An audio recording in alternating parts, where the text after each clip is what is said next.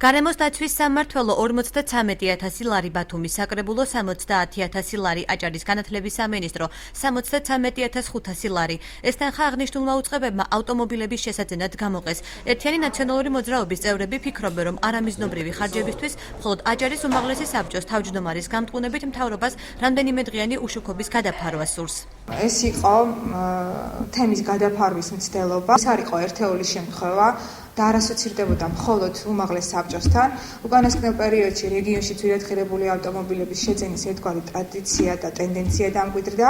პარტიული ეთიკის ნორმების დარღვევა ასე აფასებს კახიკალაძის განცხადებას საქართველოს პარლამენტის ვიცე-სპიკერი მურმან დუმბაძე, რომელიც ახალი პოლიტსაბჭოს მიღმა დარჩა. იგი აცხადებს, რომ ცენტრალური და ადგილობრივი პოლიტიკური სექტორის წარმომადგენლებს შორის კომუნიკაციის პრობლემაა, რაც დაუყოვნებლივ უნდა მოგვარდეს. ეთიკური ნორმები ირღვევა პარტიული დისციპლინისა, პარტიული წესდებისა. პარტიის ერთი წევრი, იმავე პარტიის მეორე წევრს ტელევიზიით არ უნდა ელაპარაკებოდეს. მე მაქვს ამაში უზარმაზარი გამოცდილება. თითქმის მე-4 საუკუნეა პარტიას ვაშენებდი მე. პარტიას ვაშენებ დღესაც პარტიის წევრი ვარ და არასოდეს პარტიის წევრს არ მიმართავ მე ტელევიზიით.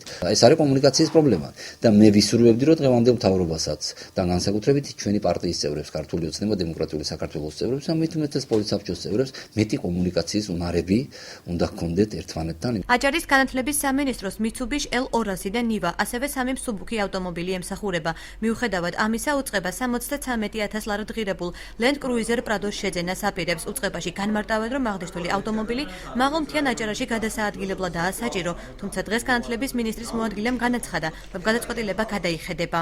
ამ შემთხვევაში არის ხელშეკრულების მზადების პროცესი, თუმცა ჩვენ საბოლოო გადაწყვეტილება შეგვიძლია მივიღოთ 18 დეკემბრამდე, რადგან არის აჟიოტაჟი ატეხილი, ჩვენ გავივლით შიდა კონსულტაციებს, თუმცა კიდევ ერთხელ ვადასტურებთ, რომ ჩვენ მაღალი გამავლობის ავტომანქანის საჭიროება გვაქვს. და ამას არგუმენტირებულად ჩვენ შეგვიძლია ეს დავასაბუთოთ. პოლიტსაბჭოს სრული უფლება აქვს მიიღოს გადაწყვეტილება იმის შესახებ, შეესაბამება თუ არა მისი პარტიის წევრის ქმედება პარტიის პოლიტიკას.